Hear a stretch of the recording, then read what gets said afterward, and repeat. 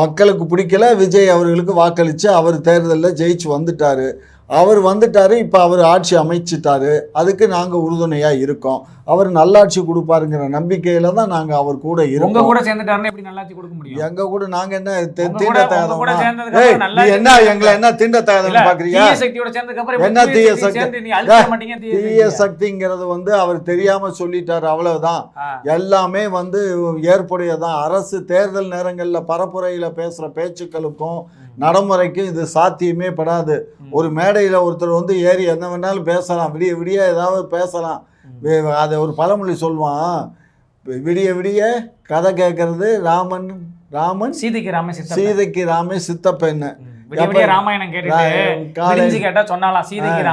சித்தப்பெண்ணு. அந்த மாதிரி நீங்க எங்க ஆட்சி காலத்துல எல்லாம் எங்களை குறைய சொல்லிவிட்டு இப்ப அவருக்கு வாக்களிச்சு அவரை வெற்றி பெற வச்ச பொட்டாடி